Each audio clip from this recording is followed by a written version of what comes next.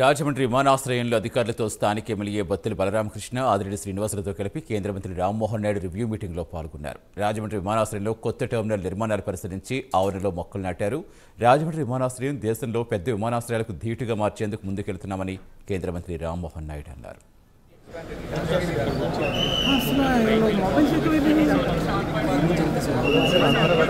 ఒక రిక్వెస్ట్ వచ్చింది.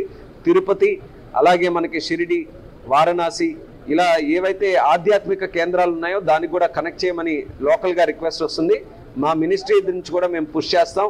ఢిల్లీది కూడా చాలా దగ్గరలోనే ఉంది. అది అతి త్వరలో ఆ ఢిల్లీ కనెక్టివిటీ కూడా ప్రారంభం అవ్వబోతుందని కూడా ఈ సందర్భంగా తెలియజేసుకుంటున్నాను.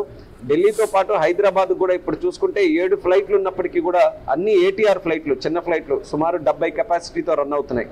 అదే ఎయిర్ బస్ పెద్దది A320 లాంటిది వస్తే సుమారు 180 ప్యాసింజర్స్ వెళ్ళొచ్చు. సో హైదరాబాద్కు ఉండేటటువంటి కనెక్టివిటీని కూడా పెద్ద ఎయిర్ప్లేన్స్తో ఎలా కనెక్ట్ చేయాలి దాని మీద కూడా మేము దృష్టి పెడతాం.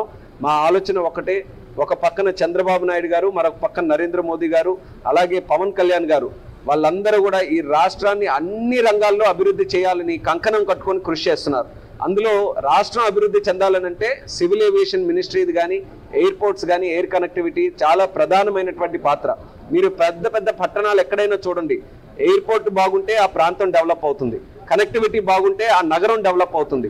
అదే రీతిలో రాజమండ్రి ఎయిర్పోర్ట్ మీద ప్రత్యేక దృష్టి పెట్టి కనెక్టివిటీ ఇచ్చి టెర్మినల్ కెపాసిటీ పెంచి ఇక్కడ అదనంగా ఫెసిలిటీస్ అన్ని కూడా పెంచితే మనకి రాజమండ్రి కూడా శరవేగంగా అభివృద్ధి చెందే అవకాశం ఉంటుంది. ఒక రిక్వెస్ట్.